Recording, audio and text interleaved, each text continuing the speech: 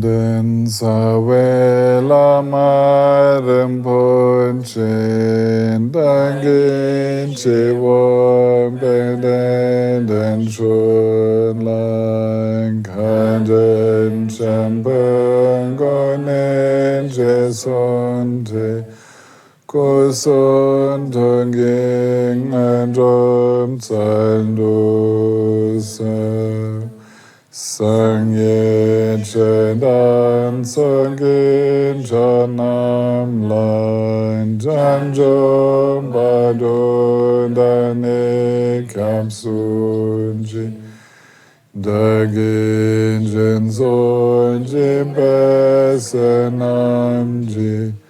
Drola Benje Sangye Drobajo Sangye Chedan Sangye Janam La Janjom Badu Dani Kyatsunji Dagi Jinzonji Besenamji Drola Benje Sangye Drobajo Sangye Chedan Sangye Janam La Janjom Badu Dani Kapsunji Dagin Jinzonji Besenamji Drola Benje Sangye Drobajo Simchen Tamjen Dewan Dan Dewen Yodan Dem Ban Junjing Dunai Dan Dunai Jin Jodan Dewan Junjing Dunai Min Ben Dewan Dam Ban Dam Min Dewan Junjing Nering Chandan Nidan Jawetan Chembola Neban Junjing Sem Chan Tam Jan Dewan Dan Dewen Yodan Dam Ban Junjing Dunai Dan Dunai Jin Jodan Dewan Junjing Dunai Min Ben Dewan Dam Ban Dam Min Dewan Junjing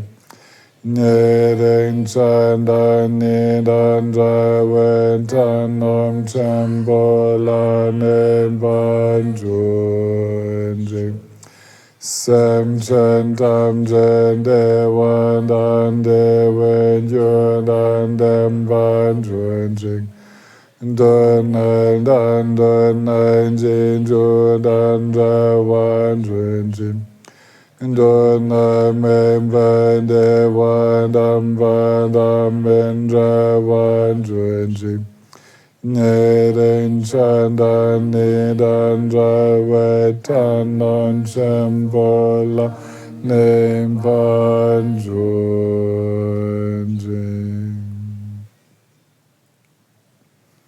So, welcome again for our last afternoon together. Normally we would be finishing our Moonbeams course here in Lenzkirch. And I hope you could really benefit from the videos that we have already recorded and from the teachings now.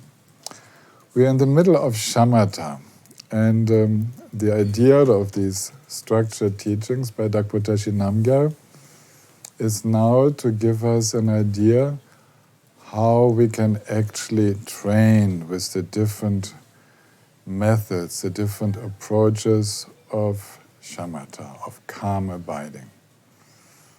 And it's good for you to know that we can actually subdivide them into 3 groups. So we can become mindful by using characteristics. This means by being aware of characteristics of our experience with a support. So for example, meditating on an object, a visual object. This is the support, and it has characteristics which we can describe. So this is called the support with characteristics.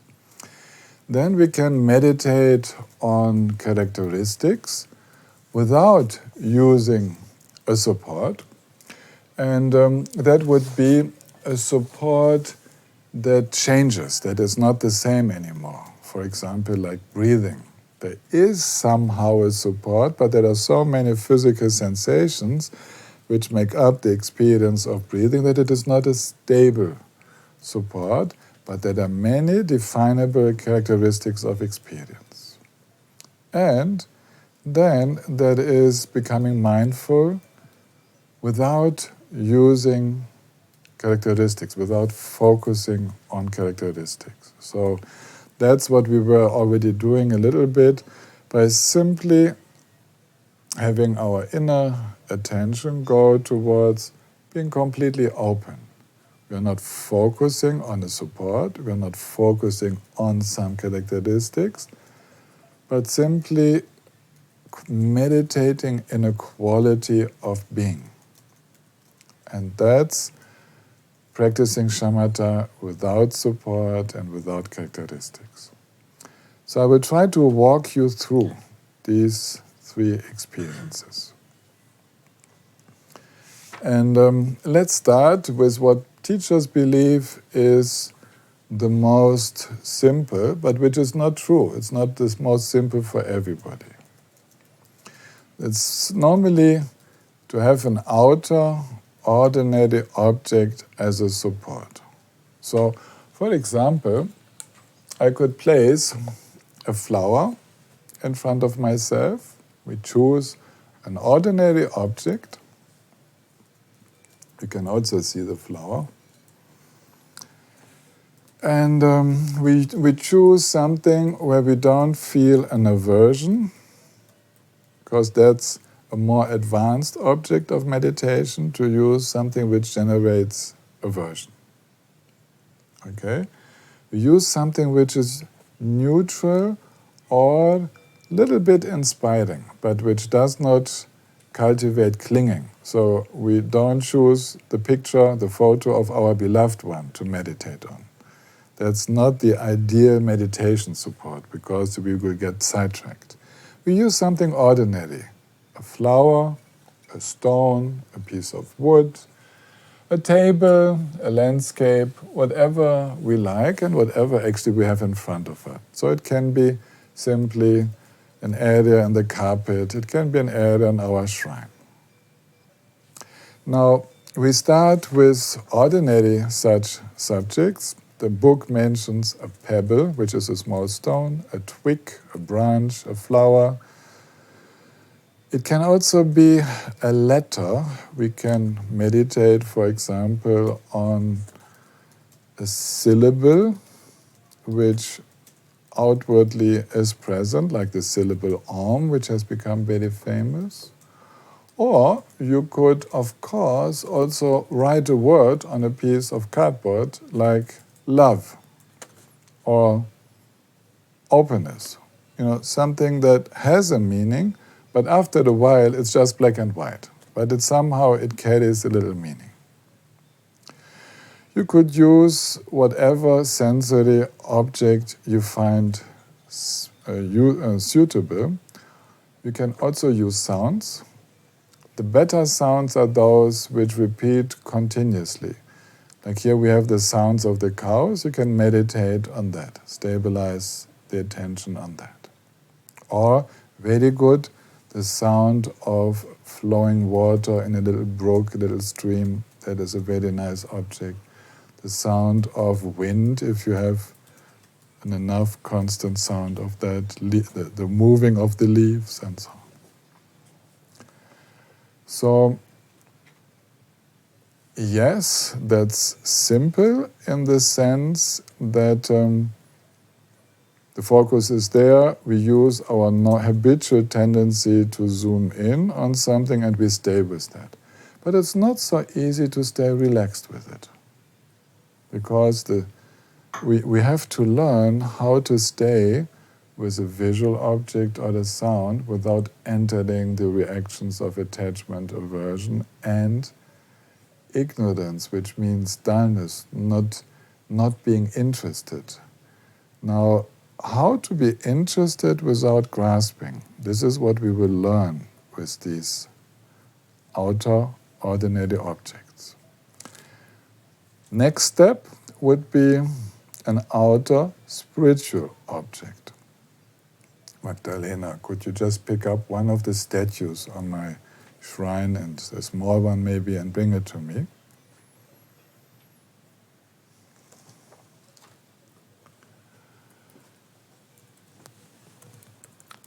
Look, here we have the statue of the Buddha Vajradhara. It's a Chinese statue, a very old one, coming from China. And you could place that in front of yourself, and this would also be an outer object. But it's, in the language of the Tibetans, it's called a pure object, which here means spiritual. Meditating on Buddha Vajradhara invokes a lot of qualities. Maybe you can zoom in on Vajradhara so that they can see him very, very big. Yes. And if you look at Vajradhara, you see that he is quite supple. He is a little curved in his, this little, he has as if a little bit dancing, a little bit, like not straight, not rigid. So you meditate on the suppleness of mind, actually, when you see the suppleness of the posture. You see, when you see him from the back, you see how he is not rigid.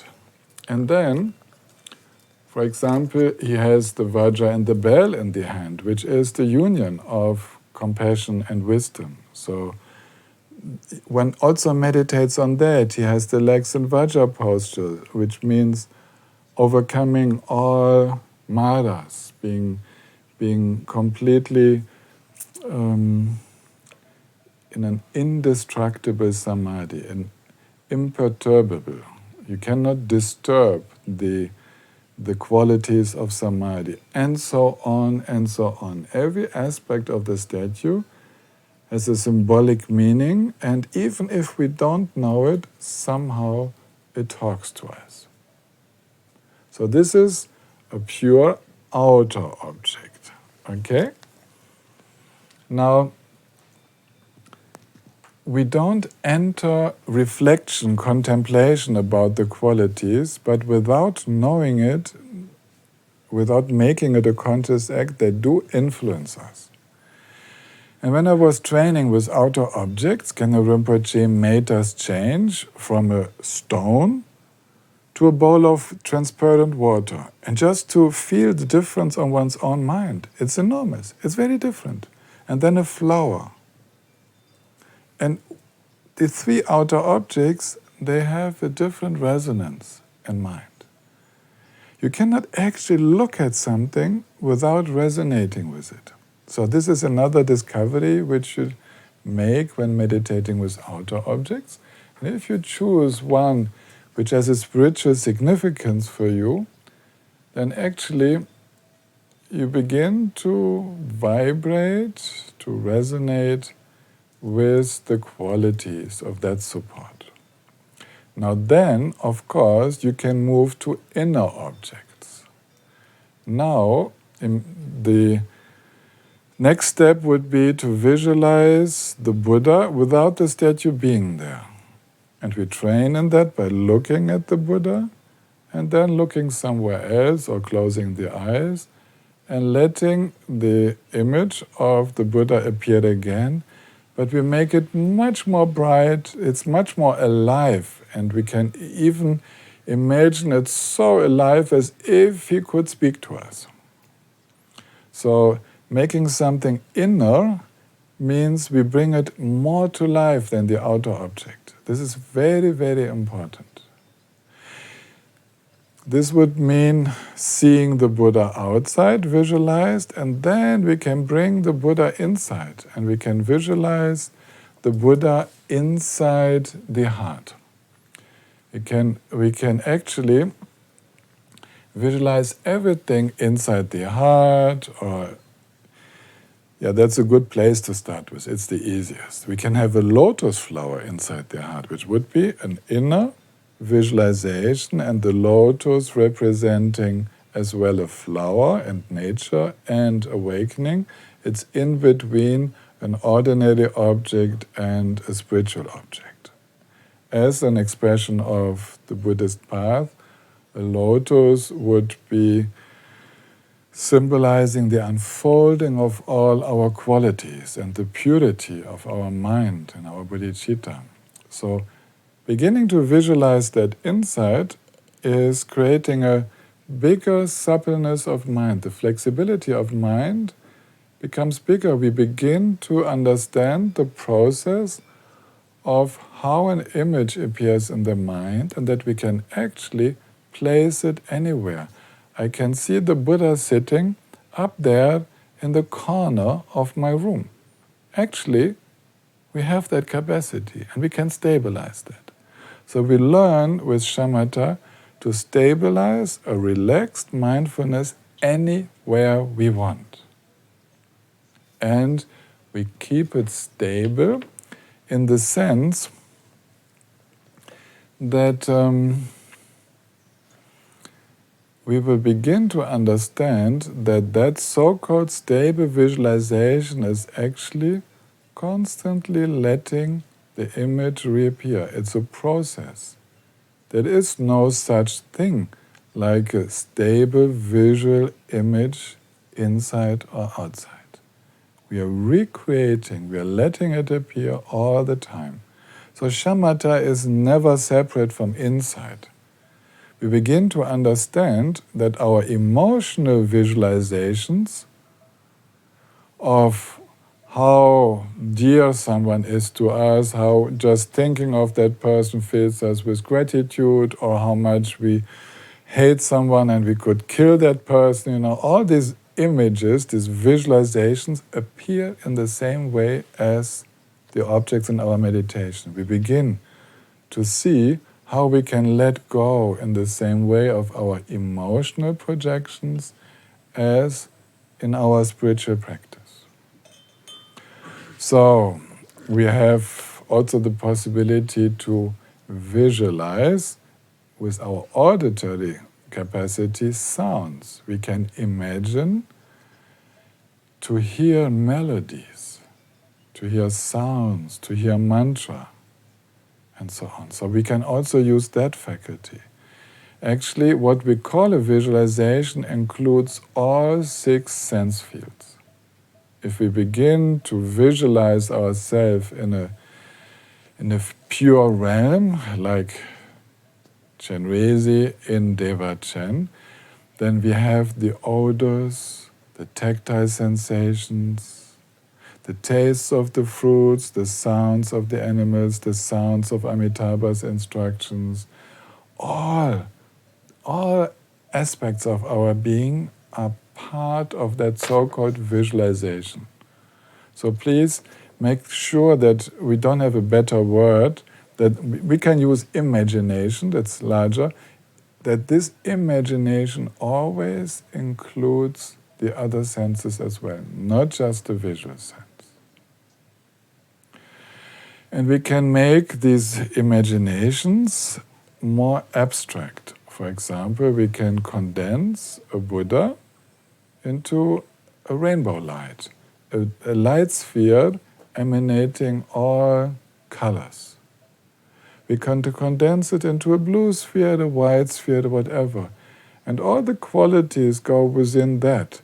So we begin to understand in shamatha practice that actually, if I visualize, for example, a red light sphere, which is the essence of Amitabha, the Buddha Amitabha of limitless light, then all the qualities of Buddha Amitabha can vibrate from me in that red light. depending on what meaning we give to it. It can also signify a completely different thing, like a red light can be a stop sign, right? We all know that. And like this, we begin to understand how imagination always carries meaning. It's never neutral. It carries meaning due to our biography. We begin to relax into that. We begin to relax the meanings, we begin to give meaning, we relax that again. So we are discovering how actually we are shaping our world. And I read out, before we do an exercise, what I took as a summary from Dakpotashinamga. The specificity of the Mahamudra tradition is not that we use supports. This is done in all traditions, even if it is a white wall. The specificity is that we direct our mind loosely to those focal supports. We always emphasize relaxation.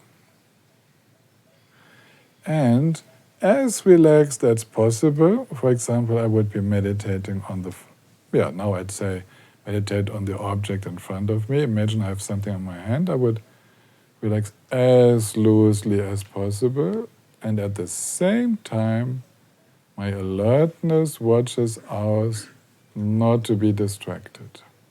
So the training is how to remain stable in the experience of just that, which is my focus, and to only use that much effort as is truly needed.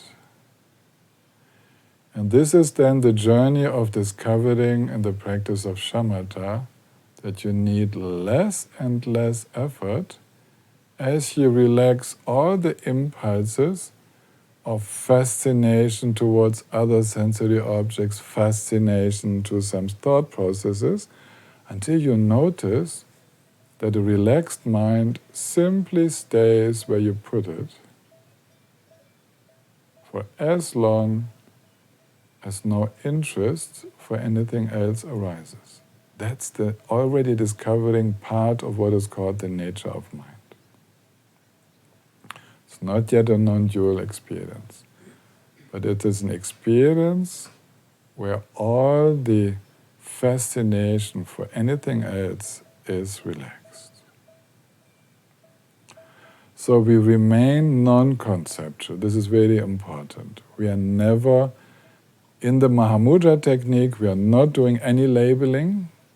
We are not investigating the characteristics of the object, how blue it is, how yellow, how nice, how whatever, all this, nothing, the shapes and so on, we simply stay with it. We perceive it without any conceptual process added onto it. This is a preparation for us to go into that simplicity. So we practice calm abiding in the simplicity of no comment and not commenting on how good we are doing, how bad we are doing, and so on. Always simply relaxing into the immediacy of the experience, without distraction, without thinking about the object. The advantage of this approach is that we always have a clear, definite support to return to in case we get distracted. If I have a support in front of me, I know where to go back to. And that's very helpful. If I have no support, then I have to relax the mind, but I'm not going anywhere. I will give you the example of a child. Child is crying, and what do the parents do? Oh, cuckoo, here I am, here's mama. You try to distract the attention, and attention goes somewhere else, and what was the reason for crying is hopefully forgotten, because now the attention is with something more interesting. Actually, there's a process of letting go, as a moment of letting go of what was disturbing before, and a fascination and interest for what is there now. This interest for what is there now makes it very easy to let go of what was before. And this we use with the support for meditation. Because I have something to go to, the full experience, for example, now I will take sound. I go back to hearing. As I can stimulate the interest for the experience of hearing, then all the other thinking processes, seeing processes and so on, they are not receiving any attention anymore.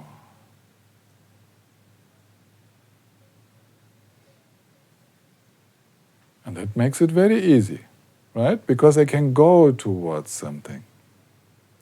And the more precise the support is to which I can go to, the easier it should be. But I have to be interested in it.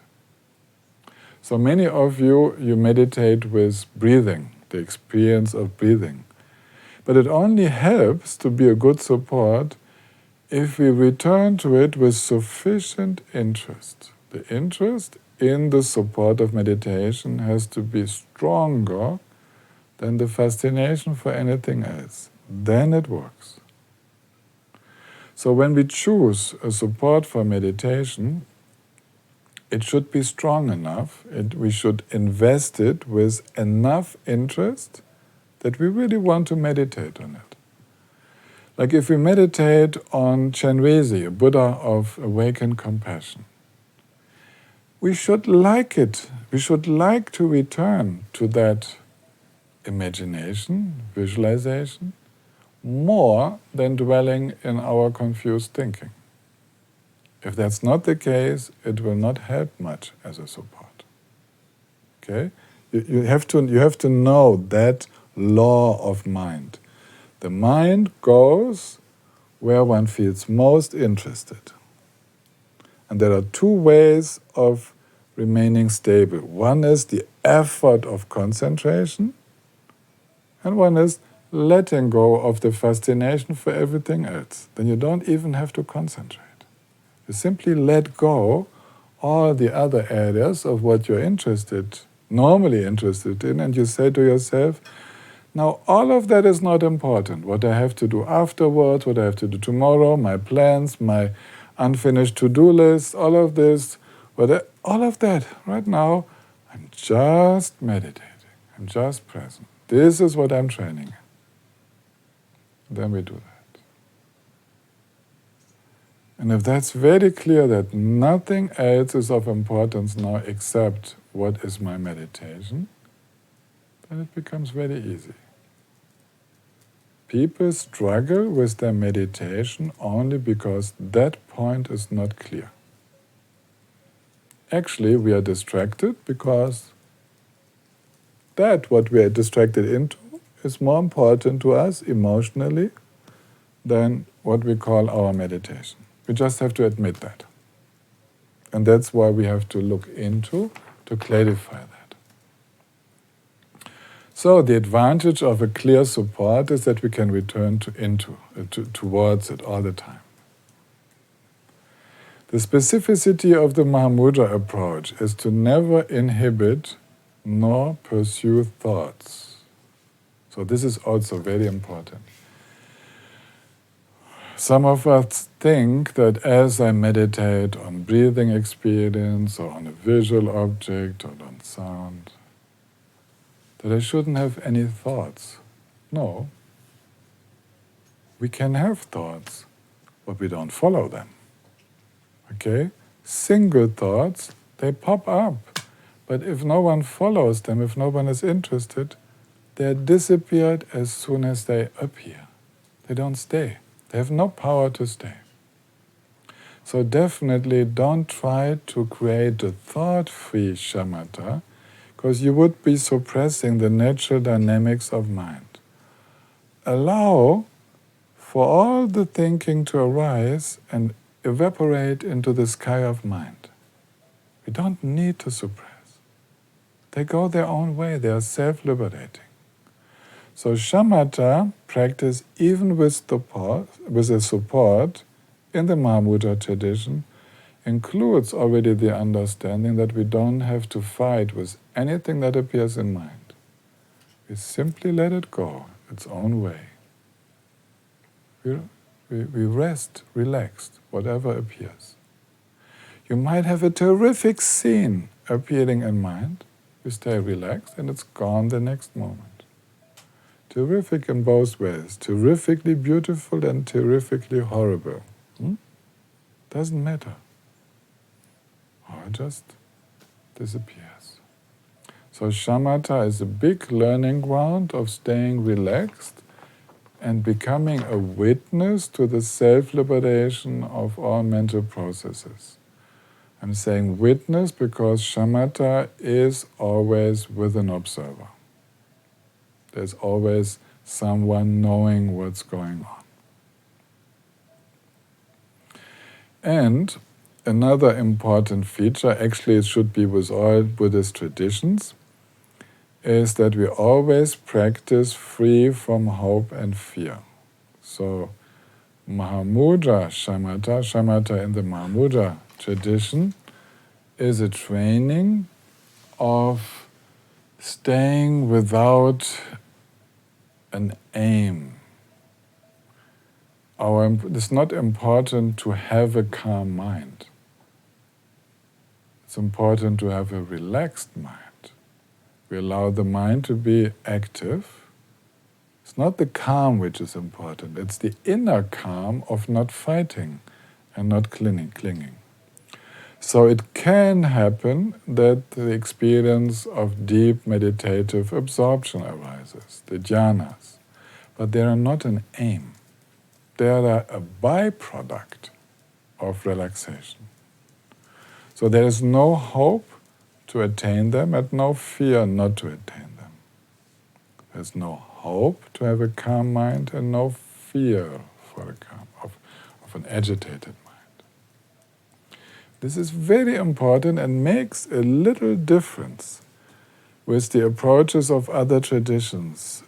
We stay natural as we can in the practice of calm abiding, which in other schools might even be called concentration practice, which is a terrible translation. Please cross it out everywhere. We are not concentrating. We are letting the mind settle. That's completely different. We're not concentrating. We are allowing the mind to settle naturally because of relaxing all that fascination for everything else. The words are very important here. No concentration practice. Allowing the mind to settle. Opening up into the experience of the support with its characteristics. We trust the mind's nature to become calm when not stirred up by clinging. The most important clinging is everything related to me, self-importance. Oh, I wish to make it really visible to you. Heidrun, could you go into my bathroom, get a glass of water and bring it to me? Because I've seen this several times with Genro Rinpoche and I would like to show it to you. The Mahamudra practice depends on trust right from the beginning. And the glass will come now. Usually, a little bit less so I can shake it. Thank you.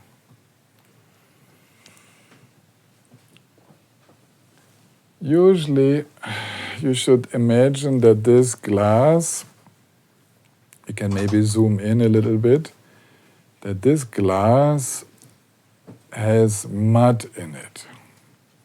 has something in it. And usually our clinging is all the time, we are all the time shaking the glass. Clinging here, clinging there, clinging wherever. All the time. And Gene Rinpoche said, well, how about stopping to agitate your mind? Let it come. Let it come to its natural way of being, which is like for the water. It will become calm as you allow it to be so. If you stir it up again, here it goes. This is the mental process. And then again, let it become calm. The mind's nature is not to be agitated. The mind's nature is dynamic, which does not mean that it has to be actively clinging to all kinds of things. Dynamic means that it has the potential at any time to produce an impulse, an image, inner sounds, outer communication, to feel all things. This potential is there. But if there is no interest going into any of these directions, the mind is very calm by itself. It's a dynamic calm. Very calm yet ongoing process, all the time the potential to go into action. Now when you make the difference between Mahamudra Shamatha and ordinary Shamatha, then ordinary mental calm, like uninstructed people practice, involves a certain clinging to the calm state. Now I'm calm. This is so good.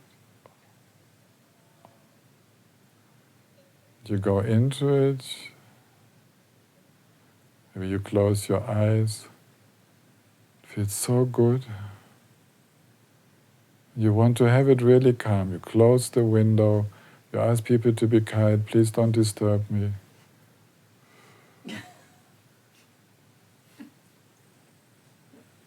And then, when someone talks to you,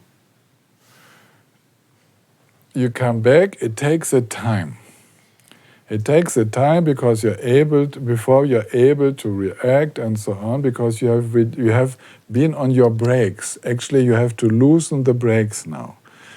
And actually, I could see this in the difference between the first 3-year retreat and the second 3-year retreat. When I was teaching people, the difficulty to come out of retreat and to adapt to new situations was more after the first retreat. People only having done 3 years of retreat usually were still in a little bit of clinging shamatha experience. After 2 3-year retreats, the element of Mahamudra, this capacity to enter activity at any given moment, this flexibility of mind was much bigger. So there was not this aversion and this difficulty to enter into contact. People would just come out of retreat, meet others, hug them, drive car the same day, and so on. It would just be very easy. Whereas after short retreats with a lot of clinging to mental calm, people say they need a time of transition and so on. Actually, it's the time it takes them to get out of their clinging to the calm which they have experienced. That's the time of transition it needs after retreats. More clinging, more time it needs. Less clinging, very flexible mind. Be aware of that so that you can actually see for yourself when you generate more clinging than openness and flexibility in your practice of mental calm. Take the suppleness of your mind as the more important indicator. Okay, now we do it. Now we need to practice. I've explained you the first part, which is practicing with the support and characteristics. So That's what we will do now. Okay, I need your help because I need a common support, and I ask you to zoom in on the flower. Huh? I'm not important. They can only have my sound. So you go as much into the flower so that it becomes, yeah, like this. Okay.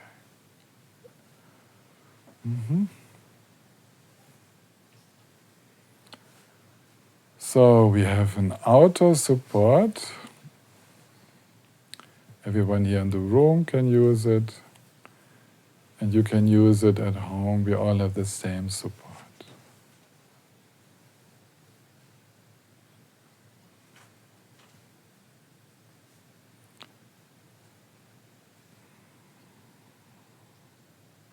Maybe you can plug off the light for a moment because Malis ist slightly. Oh? Ja, den. Aber festhalten. Okay.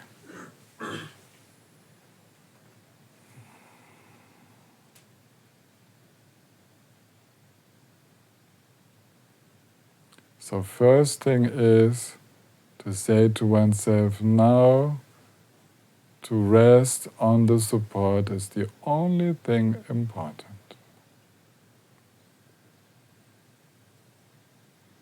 And we do it for 5 minutes only. For 5 minutes, all the other important things of this world, they have to wait.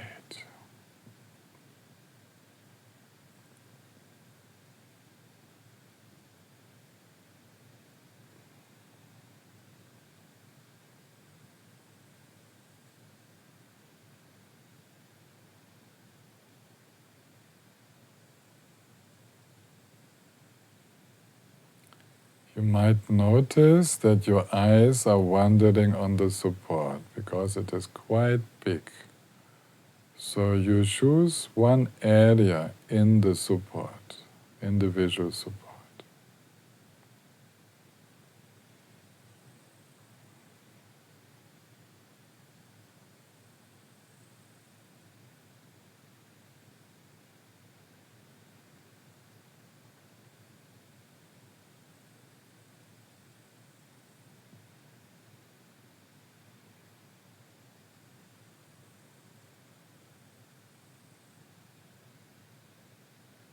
We relax all unnecessary effort, especially in the eyes.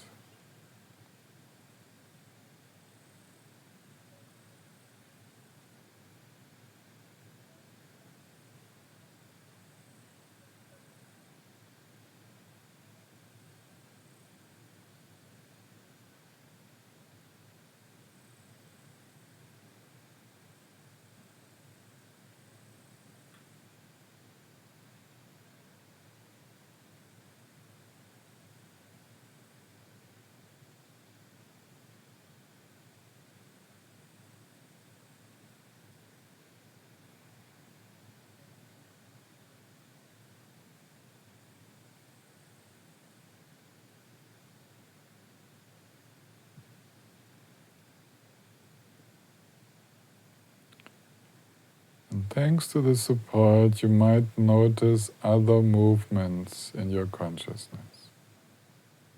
And we relax them to be able to stay with the experience of seeing undistractedly.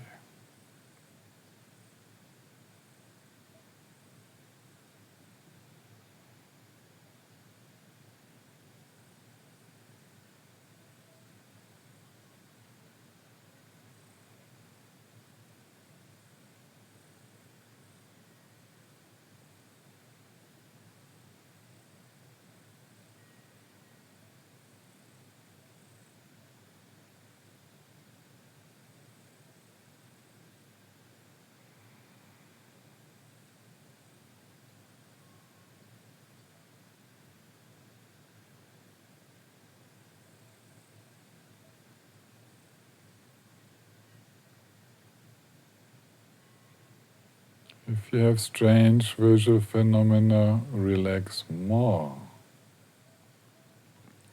They are the sign that you're already relaxing, but not relaxing deeply enough.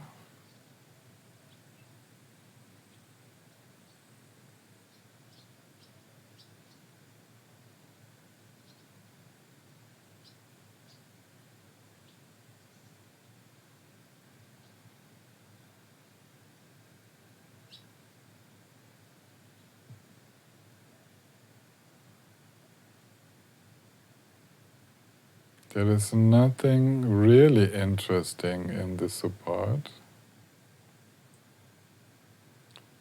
It only serves as an anchor for our awareness.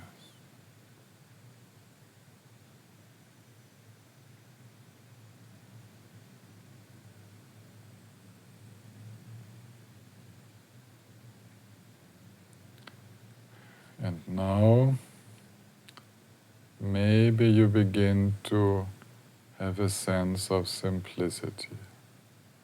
And that's how you continue. Enjoying that simplicity of just being with the support.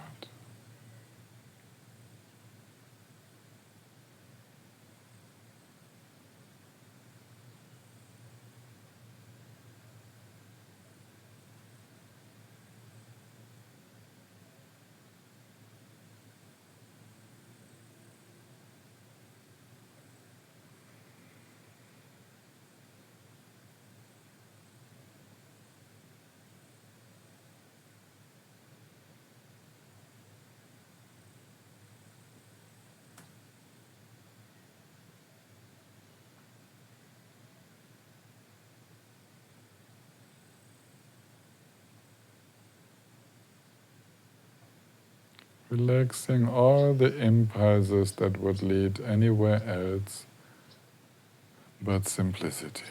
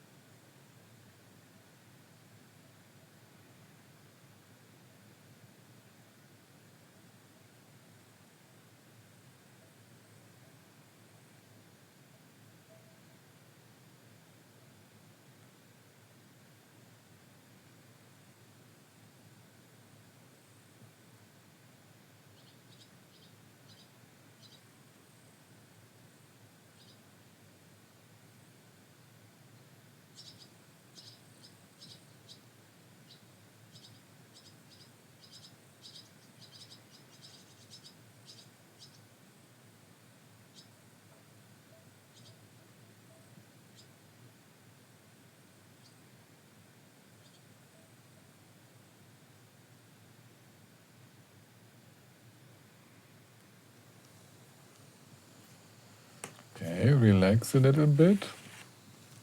We will change the support.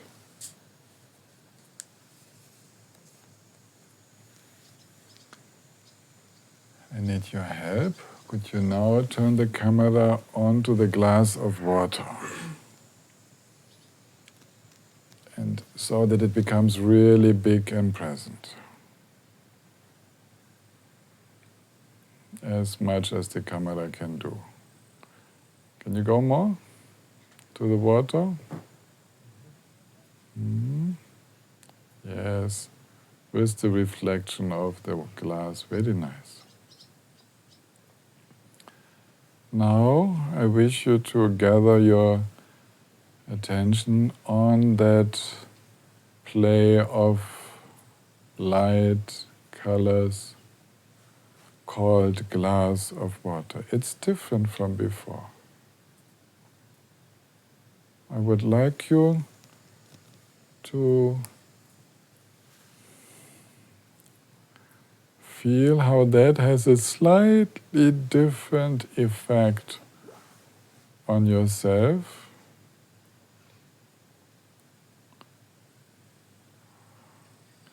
in comparison to the colors of the flower.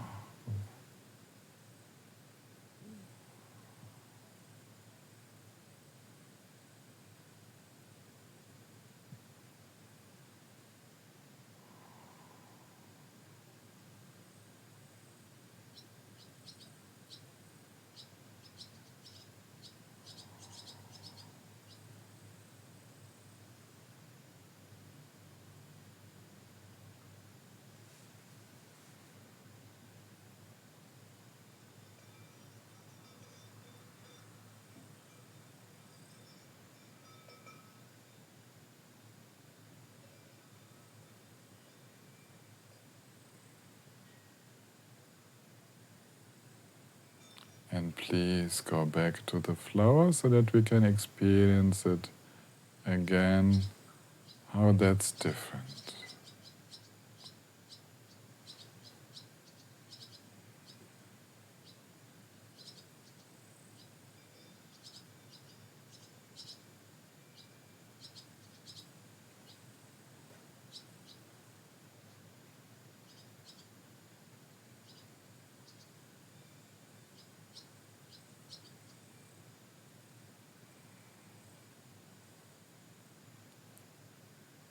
And now please go to this technical object here, so that you notice it's just colors, different shapes, but somehow different connotations go along with it.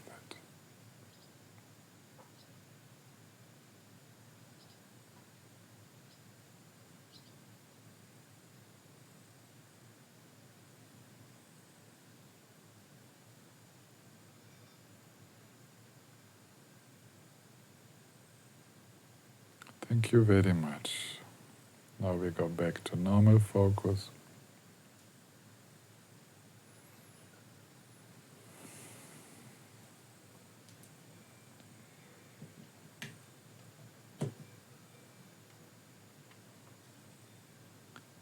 When really doing the meditation of the Mahamudra tradition, then each support has a slightly different impact. I don't know how clearly you could feel it. If you meditate for longer times on it, you will feel it more and more clearly. We don't meditate for a short time. Actually, when we use it in retreat, we use it 4 times a day for at least 1 hour. Khenpo Rinpoche gave the meditation on a big bowl of clear water to one student for, as far as I remember, 7 months, 10 hours a day, to really help that agitated mind to settle. Then water is best. Yeah? So don't underestimate what I'm conveying you. We are not making a short experiment and then you have done it. Actually, you will not learn from these experiments enough. You need to do it again and again and again, using one object repeatedly, going deeper and deeper into the experience. You make experiences like you look at the object and the object disappears in front of your eyes. You're relaxed, but you can't see the object anymore. All of these things will happen and you will need to get to know them. What kind of focus becomes a non-focus, how you come back into focus, how all the visual and auditory side effects, how all they will be relaxed through and so on. And like this you will enter into more and more natural states of meditation coming closer to Mahamudra.